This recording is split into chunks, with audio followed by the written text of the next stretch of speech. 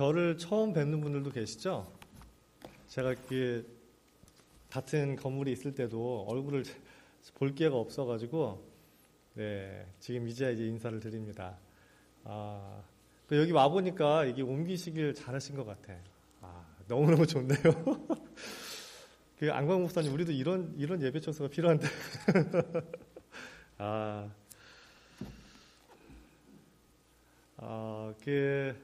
네, 이렇게 같이 예배 드릴 수 있고 또 말씀을 나눌 수 있는 기회를 주셔서 목사님과 또 교회에 너무너무 감사를 드립니다. 우리 옆에 분하고 좀 인사를 하겠습니다. 주님의 이름으로 축복합니다. 좀 축복하는 시간들을 가졌으면 좋겠습니다. 축복합니다. 네. 오늘 말씀이 어떻게 보면은 좀 어려운 주제일 수 있을 것 같아요. 제가 무슨 사역을 하시는지 다 아시잖아요. 그죠? 장애인 선교 사역을 하고 있는데, 어찌 보면 장애라는 주제가 그냥 쉽게 넘어갈 수가 있는 것 같아요.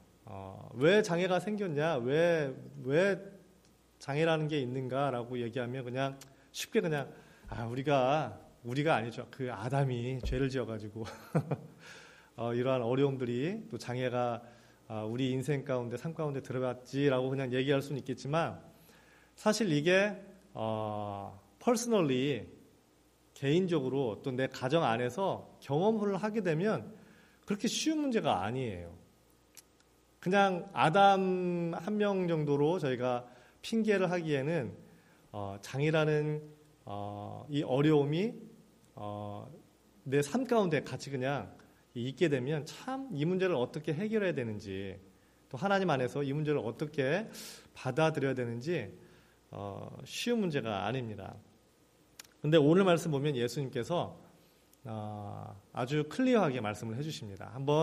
오늘 말씀을 한번 제가 같이 나누기를 원하는데요. 예수님이 길을 가고 계셨어요. 그냥 이렇게 생각하시면 될 것 같아요. 이렇게 여기 중간에 이렇게 쭉 길이 있잖아요. 예수님이 이렇게 걸어가시는데 한쪽에 앉아가지고 구걸하는 그러한 장애인이 있었습니다. 그 사람은 날 때부터 장애인이었습니다. 시각장애인이었고, 옛날이나 그때나 지금도 그렇지만, 지금은 아닐 수 있겠네요. 하지만 장애인들이 이렇게 벌어먹고 살 수 있는 방법이 그렇게 많지 않았기 때문에 길 옆에 앉아가지고 구걸을 하고 있었어요.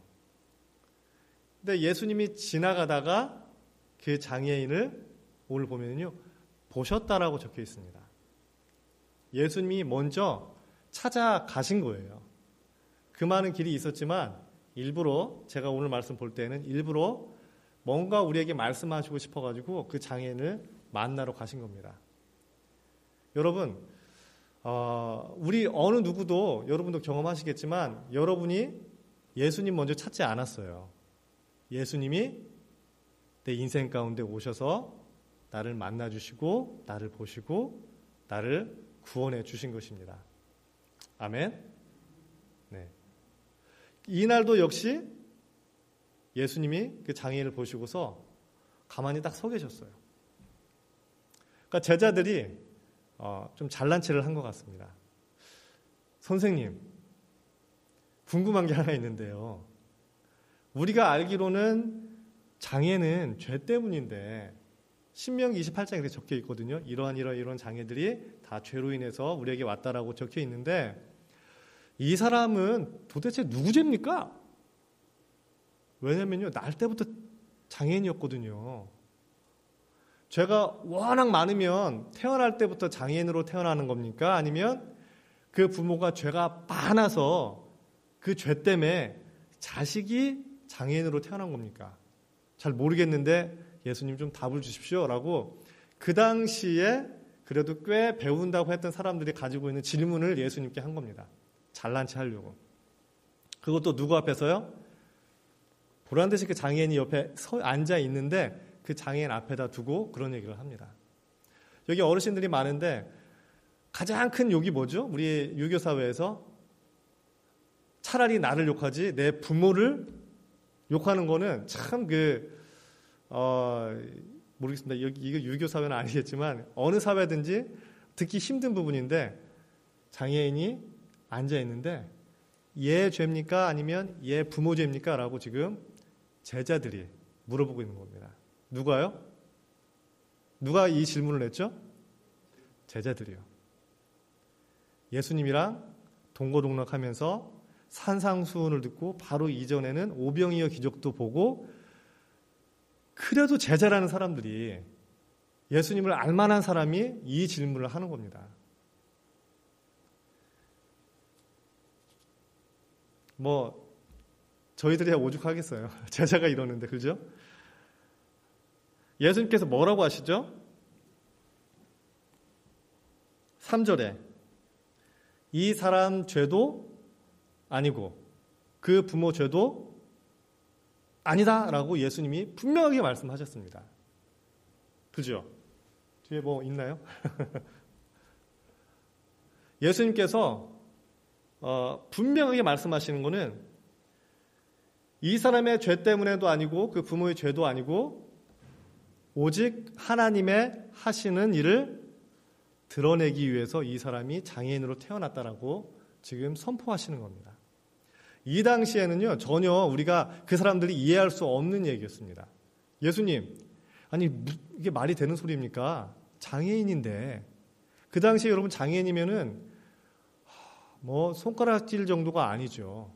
완전히 죄인의 죄인이잖아요. 근데 어떻게 하나님이 하시는 일을 드러내기 위해서 장애인이 됐다는 그런 해괴망측한 얘기를 합니까? 라고 의아해했습니다. 하지만 분명하게 오늘 말씀에 의하면 예수님께서 No! 그 누구의 죄도 아니고 그 사람이 장애인으로 태어난 거는 하나님의 영광을 어떻게 해요? 그 사람의 삶 속에서 드러내기 위해서, 드러나게 하기 위해서 장애인이 되었다는 겁니다. 여러분, 로마서 8장 1절, 2절 말씀은 동일한 맥락 속에서 우리가 이해할 수 있는 말씀입니다. 로마서 8장 1절에 보면은 이렇게 얘기합니다. 그리스도 예수 안에 있는 자에게는 결코 정죄함이 있나요? 없습니다. 예수님 안에 있으면 결코 죄를 정죄할 수 없습니다. 그 어느 누구도. 그리스도 예수 안에 있는 성령의 법이, 그죠? 성령의 생명의 법이 죄와 사망의 법에서 너를 해방하였다라고 로마서에 바울이 말씀을 했습니다. 예수님 말씀이죠. 그 누구의 죄도 아니라 바로 하나님의 영광을 드러내기 위해서 이 사람도 하나님의 영광을 드러내기 위해 태어났다라고 얘기하는 겁니다. 여러분, 제가 좀 쉬운 질문을 할게요. 너무 여러분이 시리어스하게 받아들이시는데 쉬운 질문. 제자들, 그죠? 그 당시에 그래도 의롭게 한번 살아보려고, 그 사회를 바꿔보려고, 하나님 위해 살아보려고 했던 그 사람들이 지금 자리에 앉아서 구걸하고 있는 장애인들을 볼 때에 뭐를 봤습니까? 그 제자들의 눈에는 뭐만 보였죠? 네? 장애만 보였고 또 뭐가 보였죠? 조금만 더 생각해 주시죠. 질문을 한번 보시면 돼요. 질문. 제자들이 뭐라고 질문했죠? 네? 죄. 제자들 눈에 뭐만 보였어요? 온통 죄예요. 관심은 오직 죄. 이 사람 죄인가? 아닌가? 저 사람 죄인가? 도대체 누구 죄야? 온통 관심은 죄에 있었습니다. 제자들이. 근데 반대로 예수님은 관심이 어디 있었어요? 어디에 있었죠? 성경을 보시면 나오잖아요. 어려운 질문 아닌데. 하나님, 그것도 하나님의 영광을 보고 싶은 거예요. 지금 예수님은 뭐라고 얘기하세요? 너 죄 아니야. 오직 나는 하나님의 영광을 이 장애인 이 삶 속에서 내가 보길 원한다. 나는 하나님의 영광이 드러나길 원한다. 하나님의 영광만 지금 예수님의 눈에는 보이는 겁니다. 너무나 상반되잖아요. 같은 사람, 같은 장애인을 보고 있는데 제자들은 죄만 보고 있고, 예수님은 하나님의 영광이 너무 갈급하신 거예요. 그러면 여러분의 관심은 어디에 있습니까? 오늘 나눔의 주보에 나와 있는 질문 중에 하나인데, 그렇다면 여러분의 관심은 어디에 있습니까? 특별히 장애인을 볼 때에 여러분의 관심은 어디에 있었나요? 주위에 어렵지 않게 찾아볼 수 있잖아요. 휠체어 타고 다니는 사람들, 그렇죠? 또는 저희 미랄이 섬기는 장애인들이 보통은 발달 장애인이거든요. 자폐 장애인들, 다운 증후군, 지적 장애인들인데, 여러분들 그런 장애인들 볼 때에 여러분의 관심은 어떠셨나요? 어디에 있었나요? 좀 더 쉽게 설명한다면 생명샘 교회에 어떤 집사님이, 김 집사님이라고 할게요. 저는 모르니까. 김 집사님이 사업도 잘 되고 다 좋으셨는데 어느 날 안 좋은 일이 생겼어요. 손주가 태어났는데 장애인이었든, 사업이 망했든, 무슨 문제든, 몸이 안 좋으시든지 갑자기 환란이 찾아왔어요. 그러면 우리는 뭘 찾죠? 우리 눈에는 김 집사님 왜 저 집안에 저런 일이 일어나지? 그때 교회에서 그러시더니만 벌 받으셨나 봐. 그게 제 눈이 그렇다는 얘기입니다. 지금 여러분을 제가 정죄하는 게 아니라 제자들도 그랬는데, 목사인 또 여러분은 솔직하게 말씀한다면, 우리가 마음을 터놓고 얘기한다면 죄가 먼저 보여지잖아요. 저 박 집사님, 저 집안에 왜 저런 일이 일어났지? 그때 그런 잘못을 하시더니만 이런 일이 사단이 났구나, 이렇게 우리 자연스럽게 죄인이기 때문에 죄만 보이는 거예요. 하지만 오늘 말씀처럼 그리스도인이라면, 예수님 안에 있는 사람이라면, 그렇죠? 그리스도 예수 안에 있는 자에게는 결코 정죄의 함이 없잖아요. 우리가 예수 안에 있다면, 그리스도를 구주로 모신 사람이라면, 그러한 가정을 볼 때에, 그러한 장애인을 볼 때에 제자들처럼 죄를 찾는 것이 아니라 예수님처럼 하나님의 영광을 찾아야 되는 겁니다. 박 집사님 가정에서, 박 집사님 힘내십시오. 하나님이 무슨 일을 벌이시나 봅니다. 김 집사님 힘내십시오. 제가 기도합니다. 하나님의 영광이 집사님의 삶 가운데에, 그 어려움에 있지만 박 집사님의 가정 가운데에서 드러날 것입니다. 분명히 하나님의 영광이 드러나기를 저는 소망합니다. 기도합니다. 저도 예수님처럼 당신의 삶 속에서 하나님의 영광을 보기를 원합니다. 이게 바로 그리스도인이 가져야 할 그러한 자세인 줄로 믿습니다. 저도 그렇게 살려고 노력을 하고 있고, 또 여러분도 오늘 말씀처럼 하나님의 영광을 정말 열심히 예수님처럼 찾는 성도 되시기를 간절히 부탁을 드립니다. 저희 미랄 부모 중에 한 분이 10년, 제가 이제 미랄 사역한 지 10년 됐거든요. 근데 그분이 한 5년 전인가 7년 전인가 이제 미랄에 온 지 몇 년 안 됐을 때예요. 맨날 울고 불고 하시던 분이 하셨던 얘기가 있어요. 울면서 이러는 거예요. 목사님, 제가 젊었을 때 자꾸 생각이 드나 봐요. 주위에 장애인이 있었는데 그렇게 정죄하고 돌보지 않고 했던 그게 하나님이 저를 벌하셔가지고 내 아들이 어스틴이라는 학생인데 장애인으로 태어났나 봅니다. 그렇게 얘기를 하는 거예요. 한 6, 7년 전 얘기입니다. 그래서 막 우시는 거예요. 자기 잘못이라고. 근데 그 분뿐만 아니라요. 하여튼 돌아가면서 그렇게 울어댔어요. 그냥 여자분들이었는데 얼마나 우는지 막 책상 위에 막 이렇게 엎드려갖고 막 울고, 또 심지어 어떤 분은 목사님 너무 울어대니까 자기가 이 감정이 전이 돼가고 힘들대. 그래서 미랄이 못 나오겠대요. 그 정도로 힘든 시기였습니다. 초창기에.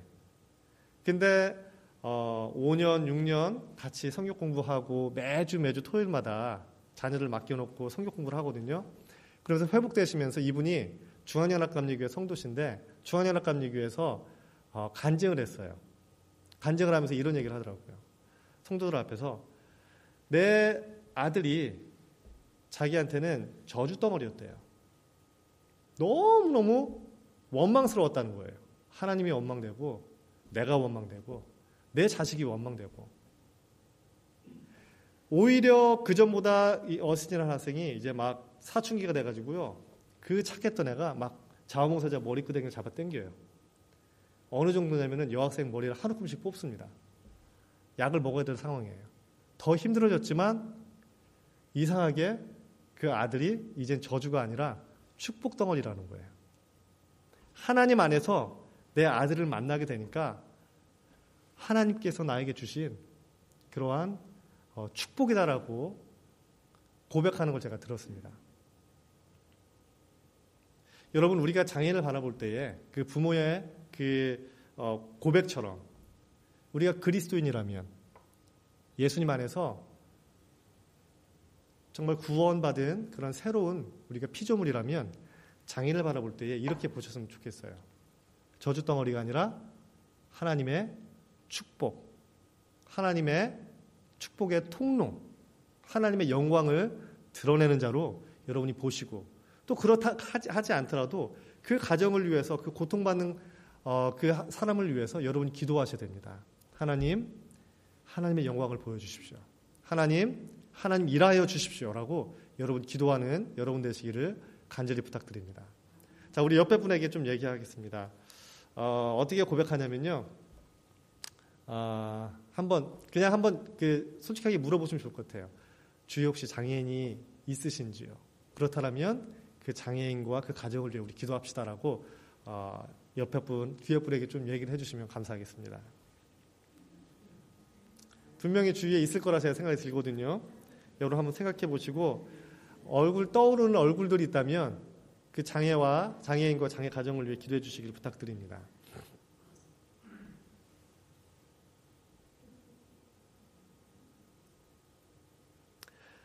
제가 시애틀에 1년에 한 번씩 미랄 단장님들이 모이는 미팅이 있어요. 전 미주 지역에 있는 분들이 다 모이시는데 저랑 같이 방을 쓴 청년이 한 명 있습니다. 신학생이었는데 시애틀 지단에서 시애틀 미랄 선교단에서 자원봉사하는 청년이었어요. 근데 같이 이제 침대에서 물론 더블 베드였죠. 따로따로 자면서 저한테 한 가지 간증을 하는데 목사님 정말 자기가 놀라운 경험을 했대요. 신학생이었고 또 그리고 말씀을 또 하나님 나라를 위해 살기로 작정한 사람이기 때문에 미랄에 가서 내가 열심히 섬겨야지 하고 토요일마다 가서 자원봉사를 했대요. 그래서 그날도 시애틀이 날씨가 좋을 땐 되게 좋잖아요. 여러분 가보신 분이 있을지 모르겠는데 지금이 한참 좋을 때인가요? 날씨 좋은 날 소풍을 갔대요. 토요일 날. 그래서 버스를 탁 대절해가지고 좋은 날씨에 가고 있는데 졸려가지고 꾸벅꾸벅 차에 앉아갖고 졸고 있었대요. 그리고 그때가 언제쯤이었냐면은 하나님 저를 목회자로 부르신 게 맞습니까? 뭐 이런 의문이 들고 신앙에 대해서 또 자기의 인생에 대해서 목표에 대해서 고민할 때쯤이었대요. 하나님 부르신 게 아니라 내가 잘못 들었나? 내가 신학교에 지금 잘못 왔나? 이런 회의를 하고 있을 때에 회의에 들었을 때에 그날 토요일 날 자원봉사하러 차 타고 가는데 꾸벅꾸벅 이렇게 졸고 있는데 우리 미랄은요 항상 자원봉사자하고 우리 미랄 학생이랑 1대1로 붙여요. 그래서 모든 일을 같이 합니다. 화장실도 될 수 있으면 같이 가고 밥 먹을 때도 도와주고 어디 가든지 같이 있거든요. 근데 그날 섬기는 그 장애인이 같은 나이 또래의 청년이었는데 갑자기 차 안에서 벌떡 일어나더래요. 그러더니만 그 꾸벅꾸벅 졸고 있는 신학생의 따귀를 사정없이 딱 내리친 겁니다. 그러면서 뭐라고 했게요? 누구야? 일어나! 딱 맞는 순간 이 신학생이 정말 딱 맞는 순간이었대요. 나중에 이걸 뭐 해석한 게 아니라 맞는 순간, 하나님 죄송합니다. 제가 일어나야죠. 그 신학생이 저한테 하는 고백이에요. 목사님, 그날 자기를 때렸던 그 손은 하나님의 손이었고 일어나라고 했던 그 목소리는 하나님의 목소리였다는 겁니다. 그 뒤로 제가 열심히 하나님 나라 위에, 장애인 위에 살고 있습니다 하면서 간증하는 얘기를 들었습니다. 여러분, 제가 좀 질문을 또 한다면 누가 더 심각한 장애인으로 여러분 생각이 되어지나요? 따귀를 때린 그 발달장애, 자폐장애인들이 따귀를 좀 때리는 일들이 있어요. 자폐장애인이 진정한 장애인입니까? 아니면 그 버스에 앉아가지고 하나님, 제가 이거 잘못 온 거 아닙니까? 하나님 부르신 거 아닌 거 아닙니까? 하면서 영적인 잠에 빠져 있는 그 신학생의 진짜 장애인입니까? 누가 더 심각한 장애인으로 보이나요? 뻔한 질문인데 답 좀 해주시죠. 이쪽에서 누가 진짜 장애인인가요? 심각한. 모르시나요? 그러면 제가 1번 신학생, 2번 발달장애인, 누가 더 심각한 장애인입니까? 1번, 2번. 1번이죠? 네, 맞습니다. 우리가 보여지는 장애는 진짜 장애가 아닐 수가 있습니다. 도움을 받고 또 본인이 노력해서 이겨낼 수 있는 그런 장애들일 수 있어요. 하지만 보이지 않는 영적 장애는 그 누구도 고치지 못하는, 내가 아무리 노력해도 고칠 수 없는 진정한 장애인 겁니다. 여러분, 우리가 어땠나요? 오늘 말씀에 제가 이 말씀으로 마무리를 하고 싶은데요. 길거리에 앉아서 구걸하고 있는 그 날 때부터 소경된 자, 눈먼 자, 그 사람이 누군지 아십니까? 예수님이 그 당시에 그 한 사람을 위해서 찾아가서 이런 말씀을 하신 게 아닙니다. 바로 우리가 날 때부터 하나님을 전혀 볼 수 없는 그런 영적 시각장애인이었어요. 저희는 스스로 하나님을 찾을 수 없는 자였습니다. 저희는 심지어 세상에 그 길가에 엎드려서 출세하고 돈을 벌어보려고 구걸하던 그러한 존재였습니다. 영적 시각장애인이었습니다. 하나님 나라의 말씀, 하나님의 음성을 들을 수 없는 귀머거리였어요. 태어날 때부터. 심각한. 저희는 하나님을 알 수도 없는 지적 장애인이었어요. 심지어 하나님 핍박하던 사람들도 있습니다. 하나님 나라 위에 일을 할 마음도 없고 의지도 없고 할 수도 없는 그러한 불구자들이었어요. 그런 장애인이 바로 저희들입니다. 근데 예수님이 우리 인생 가운데 친히 찾아오셨습니다. 먼저 찾아오셨어요. 우리가 아직 죄인 되었을 때에. 예수께서 십자가의 죽으심으로 하나님께서 우리를 향한 사랑을 미리 확증하셨다라고 적혀 있습니다. 우리가 아직 죄인 되었을 때, 우리가 아직 장애인이었을 때, 우리가 구걸하고 있을 때에, 우리가 세상에 손 벌리고 있을 때에, 내가 가고 싶은 대로 가고 내가 하고 싶은 대로 했던 심각한 장애인이었을 때에 예수님이 우리 인생 가운데 찾아오신 거예요. 그리고 말씀하십니다. 내가 보고 싶은 것은 죄가 아니다. 내가 듣고 싶은 것은 죄가 아니다. 오직 너의 인생 가운데에 하나님 영광 보기를 원한다. 누구야? 내가 너를 위해 죽은 것은 네 인생 가운데에, 너의 삶 가운데에 하나님 영광 보기를 원한다. 그게 좀 드러나기를 원한다. 난 그걸 보기를 원한다.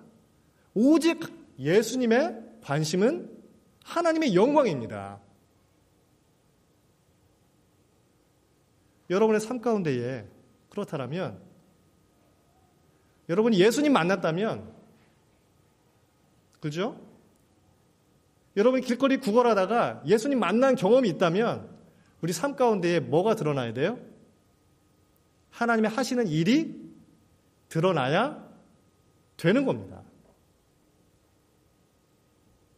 단 한순간이라도 여러분의 인생에 여러분의 일주일의 삶 가운데에 어떤 한 부분이라도 하나님의 영광이 또 하나님이 하시는 일이 드러나고 있는지 그게 제가 여러분께 드리고 싶은 질문이고 듣고 싶은 답은 네.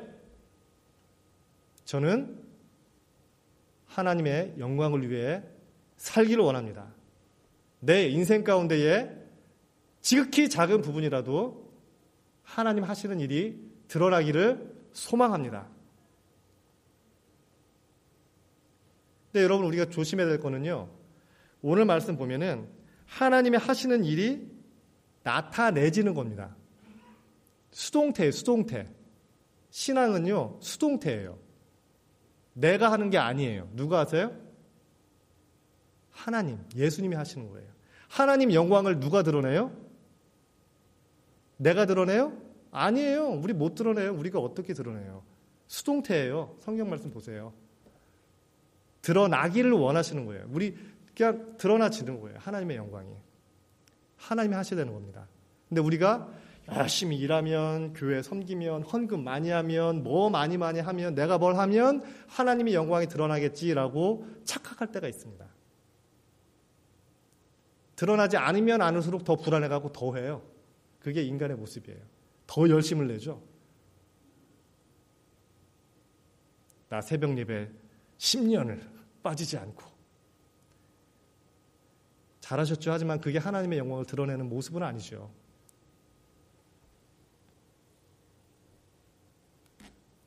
죄에 대해서 죽고 의에 대하여 살리라라는 베드로전서의 말씀.